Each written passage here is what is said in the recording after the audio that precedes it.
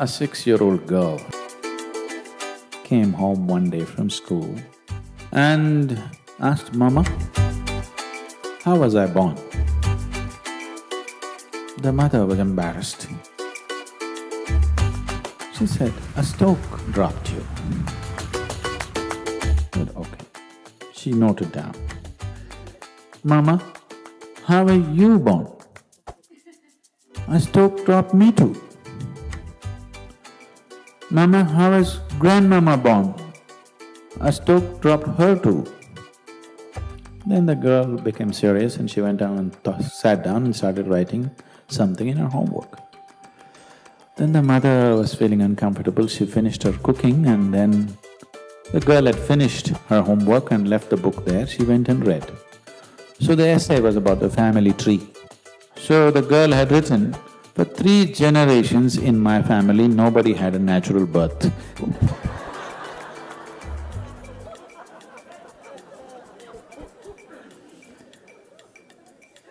So because of absurd ideas, either we exaggerate something or we try to unnecessarily play it down. It has a certain role in your life. If you make it too big, you will become perverted in your head. If you try to obliterate it, you will become even more perverted in your mind. So there are many reasons why one indulges in sex. For some, it is just pleasure. For some, it is a way of building this bond and companionship. Otherwise, people feel they're going away from each other. They may be just fine, but a lot of people, it is psyched in their mind that if they're not sexually involved, they're actually moving away. Not true. You can be very close to somebody and need not be involved in any physical manner, isn't it? But societies are psyching, especially in this part of the world, people are hugely psyched. If there is no sexuality, you don't really have a relationship. In fact, the word relationship, it took me some time to understand that here, if you say a relationship, you're supposed to understand it's sex-based relationship. Nothing else is a relationship. If I can have a very strong relationship with you and not be concerned about your body, isn't it? Yes? I may not be drawn to your body in any way, but I can have a very powerful relationship with you. But all those possibilities are completely discounted. A relationship means you must be in some way physically involved, man, woman, or man, woman, woman, whatever you like. Essentially, it's body-based. What kind of body is individual choices, but essentially it is body-based. This has happened because somewhere our identification in the body has gone beyond normal levels of identity. It is excessive identification with the body. That is why body-based relationships have become the crux of the society. Essentially, most of the sexuality that's happening on the planet is happening because of a certain compulsiveness, isn't it? It's a compulsive drive. After all, now I'm speaking, this is a kind of energy. You're looking at me, this is a kind of energy. You're listening to me, this is a kind of energy. These are different expressions of the same life energy, isn't it? Now, sexuality is also another expression of the same energy. Now, one has to decide how much of his energy, in which direction he wants to send it. Because after all, you are a limited amount of energy, isn't it? See, it's just like you have an income, let's say you have $5,000 a month. How much for the house rent, how much for eating, how much for schooling, how much just for fun, how much for vacation, your portion, isn't it? Tomorrow morning, you got your salary, in the evening you went out and blew it up. Now the next month is going to be trouble, isn't it?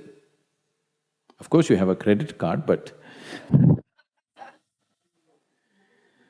everything in your life, if you're handling your life sensibly, everything in your life is apportioned according to your understanding, your need and your capability, isn't it so?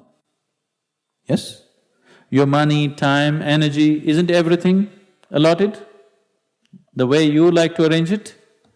This is also the same thing. How much of it? First of all, do you need it? Or are you doing it because of socially you're psyched? If there is a need, if I ask you to stop it, you will become perverted because it'll all happen in your head. If somebody is telling you, you have to do it, if you don't do it, you're not normal, another kind of perversion will come. Both are not needed. It is just that if there is such a drive, it is there, but you understand the limitation of it. After all, you are not going after a man or woman. We already looked at this. You are going after a certain level of pleasantness.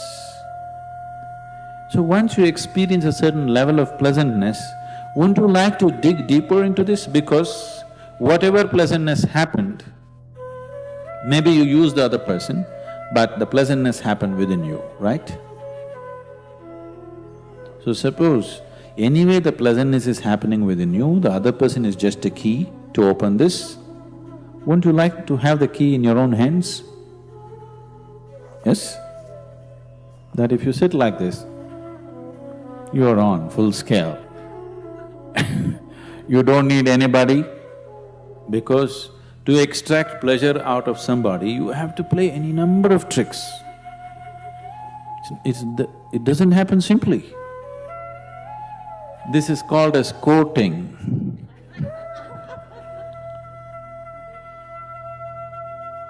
Once you go to the court, the judgment day will come.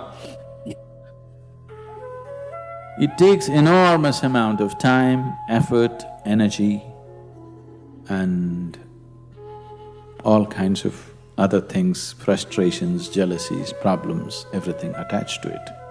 You're here constantly looking, what can I get out of this person, what can I get out of that person? This is a con job. It's called a love affair. But it's a con job. But if you are extremely ecstatic by yourself, when you're being with people, it's about sharing your ecstasy. It is about, if they are not touched by it, somehow to touch them with it, rather than seeing what you can squeeze out of them. The whole fundamentals of your life will change.